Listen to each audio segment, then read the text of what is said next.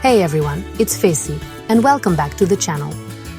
Today we're talking about a vegetable that many of us grew up either loving or, let's be honest, pushing to the side of our plates. I'm talking about broccoli. This little green tree isn't just a side dish. It's one of the most nutrient-dense vegetables on the planet. It's packed with vitamins, minerals, and bioactive compounds that can have a profound impact on our health.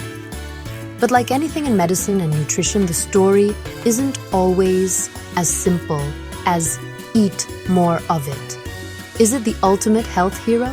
Or are there some hidden aspects we need to be aware of? The truth is, while broccoli is a powerhouse of nutrition, it's not without its complexities. For most of us, it's an incredible addition to a balanced diet. But for some, it might cause issues like bloating. And in very specific, rare situations, it could even interfere with certain medications or health conditions. That's why it's so important to have a complete picture. We need to move beyond the headlines and really understand the science behind the food we eat. That's what we're going to do today, a deep dive into this incredibly popular cruciferous vegetable. So, stick around because we're going to break it all down. We'll explore the incredible science-backed health benefits that make broccoli a must-eat for many. Then we'll get into the potential side effects and who might need to be cautious. We'll even take a look at how this vegetable gets from the farm to your fork. And finally, I'll share some crucial tips on what to watch out for before you eat it. We've got a lot to cover, so let's get into it. Let's start with the headliner. Broccoli's anti-cancer properties. You've probably heard this before, but what's the mechanism? Broccoli is rich in a compound called sulforaphane, a potent antioxidant.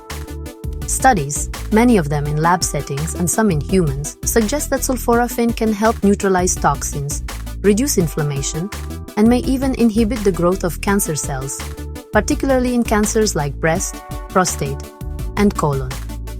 It's not a cure, let's be very clear about that, but including it in your diet is a powerful preventative strategy. It's like having a tiny green bodyguard working inside your cells to help protect them from damage that could lead to serious diseases down the line.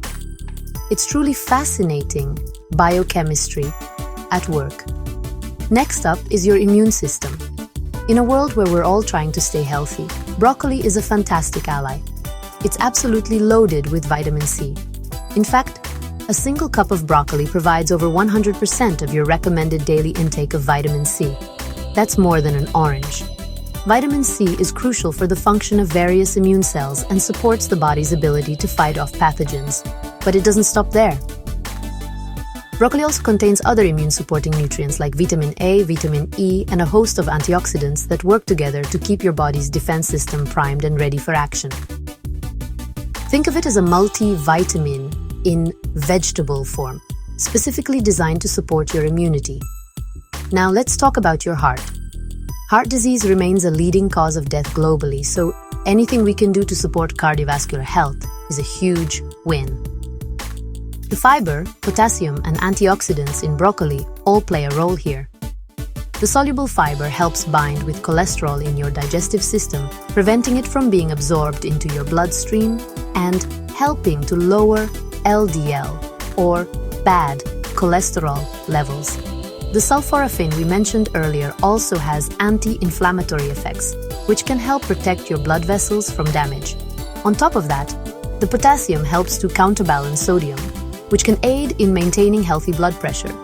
It's a triple threat for heart health. Finally, we can't ignore its impact on digestion, blood sugar, and bone health. The high fiber content is fantastic for promoting regular bowel movements and feeding the good bacteria in your gut, which is the cornerstone of a healthy digestive system. For blood sugar, the fiber helps slow down digestion, preventing those sharp spikes and crashes in blood sugar after a meal. And for your bones, broccoli is a great source of vitamin K and a decent source of calcium. Vitamin K is essential for bone metabolism and helps improve calcium absorption. So, with every bite, you're not just getting one benefit, you're supporting multiple systems throughout your body simultaneously. All right, Now for the part of the conversation that often gets overlooked. For all its benefits, broccoli isn't perfect for everyone, all the time. The most common complaint? Gas and bloating. Let's be real. It happens. This is because broccoli is high in both fiber and a complex sugar called raffinose. Humans lack the enzyme to properly break down raffinose in the small intestine. So, when it reaches your large intestine, the gut bacteria there have a feast, and the byproduct of their fermentation process is gas, hydrogen, carbon dioxide, and methane. For most people, this is a minor annoyance, but if you have IBS or a sensitive gut, it can cause significant discomfort. Next, let's address the thyroid concern. This is a topic that generates a lot of fear online. So let's clear it up with science. Broccoli is a goitrogenic food, meaning it contains compounds that, in very large quantities, can interfere with thyroid hormone production by inhibiting iodine uptake. The key words here are very large quantities. For the vast majority of people with normal thyroid function, the amount of broccoli you'd eat in a normal diet is nowhere near enough to cause a problem. The risk is primarily for individuals with a pre-existing iodine deficiency or hypothyroidism, and even then, the issue is mainly with consuming massive amounts of raw broccoli. Cooking the broccoli deactivates a significant portion of these goitrogenic compounds. Another important consideration is for people on blood-thinning medications, like warfarin or Coumadin. As we discussed, broccoli is packed with vitamin K, which plays a vital role in blood clotting. That's a good thing for most of us. However, blood thinners work by inhibiting the action of vitamin K.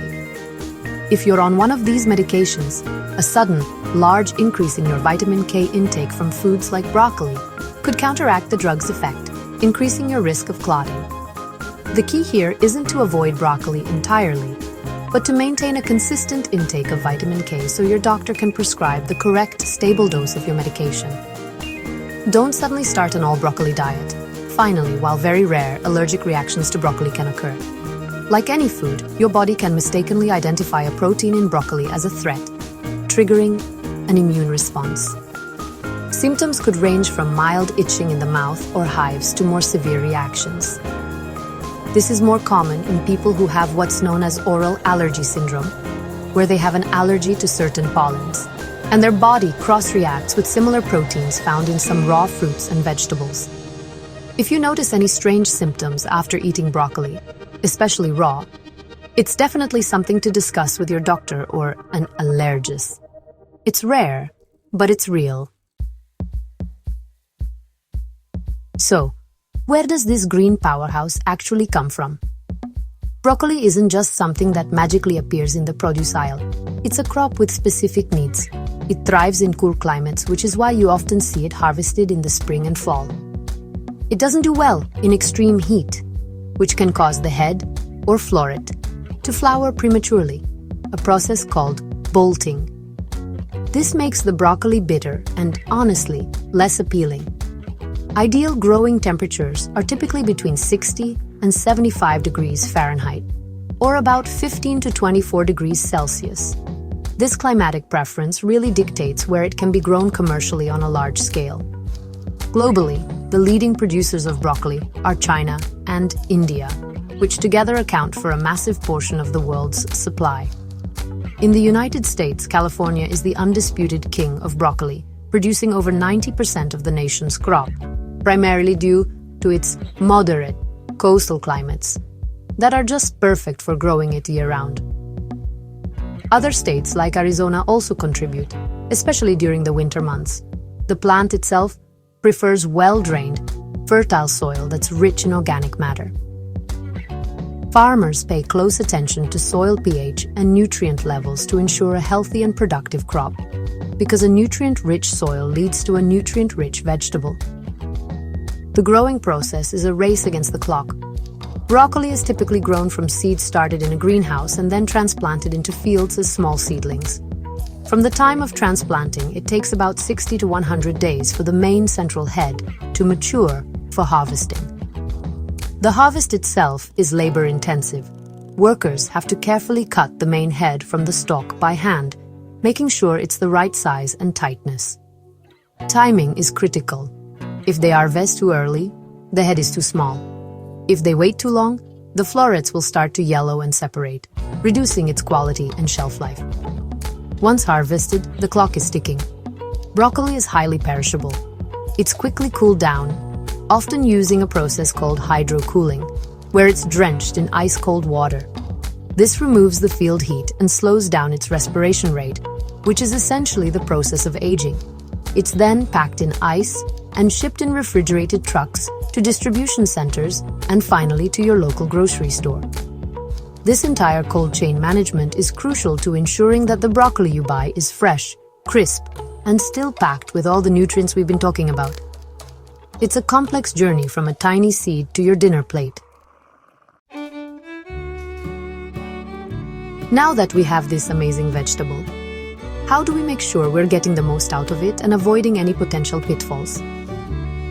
My number one tip is a simple one. Don't overcook it. When you boil broccoli until it's a sad, mushy, olive green mess, you're not just destroying its texture and flavor. You're also leaching out many of its water-soluble vitamins, like vitamin C and the B vitamins. More importantly, you're destroying the enzyme myrosinase, which is necessary to form the superstar compound, sulforaphane. Lightly steaming, stir-frying, or roasting until it's tender crisp is the way to go. This preserves nutrients, texture, and the very compounds that give it its health benefits. When you're at the store, be a discerning shopper. Look for broccoli heads with tight, compact, dark green, or even purplish-green florets. The stalk should be firm and fresh-looking. What you want to avoid are heads that are yellowing or have florets that are starting to separate and open up. Yellowing is a sign that the broccoli is past its prime. Its chlorophyll is breaking down, and it has likely lost a significant amount of its nutrients. Similarly, a soft or rubbery stalk indicates it's old and dehydrated. Choosing fresh, high-quality broccoli is the first step to a nutritious meal. Let's circle back to the thyroid and digestion issues. If you have a known thyroid condition, especially hypothyroidism, and want to be extra cautious, it's best to favor cooked broccoli over raw. Cooking helps to significantly reduce the goitrogenic compounds we talked about. For those with a sensitive digestive system who experience gas and bloating, don't give up on broccoli just yet. Start with small amounts to allow your gut microbiome to adapt. Eating it cooked rather than raw also makes it easier to digest. You can also try pairing it with a digestive aid, like ginger or fennel, to help mitigate some of the gassy effects. And this should go without saying, but I have to say it. Wash your broccoli thoroughly. The complex tree-like structure of a broccoli head provides countless nooks and crannies for dirt, pesticides, and sometimes even small insects to hide. The best way to wash it is to hold it upside down under cool running water, allowing the water to run through the florets. You can also soak it in a bowl of cold water for a few minutes to help dislodge any stubborn debris. This simple step is non-negotiable for food safety. You want the health benefits of the vegetable, not what might be hiding inside it. So, there you have it. A comprehensive look at broccoli, from its incredible health-promoting properties to the very real, though often manageable, side effects. It's clear that for the majority of us, broccoli is a true health hero. It's a nutritional powerhouse that can support everything from our immune system to our heart health. By understanding the science, we can appreciate it not just as a food, but as a tool to help build a healthier body. It's a perfect example of letting food be thy medicine. But as with everything in health, context and individuality are king. It's about balance. Enjoy broccoli for its amazing benefits, but be mindful of your own body. If you have a sensitive gut, start slow. If you have a thyroid condition or are on blood thinners, have a conversation with your doctor about how to incorporate it safely into your diet. And remember, how you prepare it matters. Don't boil away all the goodness. A light steam or a quick roast is all you need to unlock its potential. Ultimately, building a healthy lifestyle is about making informed choices, not following rigid rules. I hope this deep dive has given you the information you need to make the best choice for you. What are your favorite ways to eat broccoli? Let me know down in the comments below. And if you found this video helpful and want more evidence-based health tips, make sure to hit that like button. And of course, subscribe and turn on notifications so you don't miss the next video. Stay safe, stay healthy, and I'll see you in the next one.